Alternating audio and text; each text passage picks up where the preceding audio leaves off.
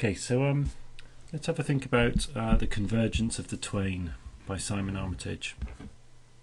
Well, let's look at the title first. The title actually is taken from a poem by Thomas Hardy. And Thomas Hardy wrote a poem in response to the sinking of the Titanic in 1912. And it means the coming together of two things. Convergence means a coming together, and twain means two separate things. So the convergence of the twain are two separate things coming to meet. If we just have a look quickly, if I just bring the opening of the poem in here, you can see lines on the loss of the Titanic. And he goes through to talk about the sea, and he goes on to talk then about the ship, and then he goes on to talk about the iceberg, and then the meeting of the two at the end. And this gives us a bit of a clue about Armitage's poem, The Convergence of the Twain, because it's about 9/11, and it's about the planes crashing into the World Trade Center. So let's have a look at the poem and kind of unpick it in a fairly sort of brief and initially reasonably basic way. Here is an architecture of air, where dust has cleared, nothing stands but a free sky, unlimited and sheer. So we have there the idea of looking up and seeing air, no longer seeing the architecture of the Twin Towers, but seeing in its place the air, unlimited and sheer. And then you get the idea, that sort of image of the dark bruise of the smoke. It's paled, soothed by wind, dabbed at and eased by rain, exposing the wound. So as the smoke dies and is sort of moved away by the wind and the rain, the wound is ground zero. What we know now as ground zero, which is was the space that was left and the twisted metal and what have you once the dust had cleared. And he goes on again further to talk about the what was left, the spoil of junk.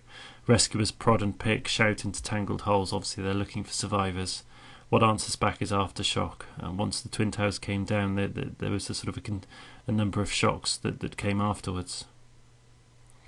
And then the rest, the next section is kind of detailing the moments after the Twin Towers came down. All landlines are down, that's the phones.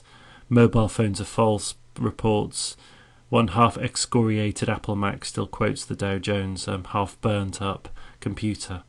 So it's as if the lives of the traders kind of stopped mid flow, and yet outside the world, outside the ground zero, the world is still kind of going on. Shop windows are papered with faces of the disappeared. That comes on slightly later, doesn't it? Because if you can remember, in the weeks and months that followed, the families of the people that were missing would come and paste photographs, asking whether anyone had seen their son or daughter, as if they might walk from the ruins chosen spared. So it's that hope that maybe they're not dead. With hindsight, now we track the vapour trail of each flight path arcing through blue morning like a curved thought. So as when we look back, we track those flights heading towards the office block. Because if we've seen so many images of the Twin Towers and of the planes going in, it's kind of burned into our minds. And it's the same there in retrospect. Hindsight and retrospect both mean looking back. The weird prospect of a passenger plane beading an office block. And in interesting term, I'm not really sure how much I like this image of the weird prospect. For me, it was slightly more shocking than that. Long before dawn, with those towers drawing in worth and name to their full height, an opposite was forming. A force still years and miles off, yet moving headlong forwards, locked on a collision course. I think you've got the contrast between the sort of the grand majesty of the Twin Towers and this kind of opposite, the Islamic fundamentalists forming plans. I'll carry on with this in the next podcast.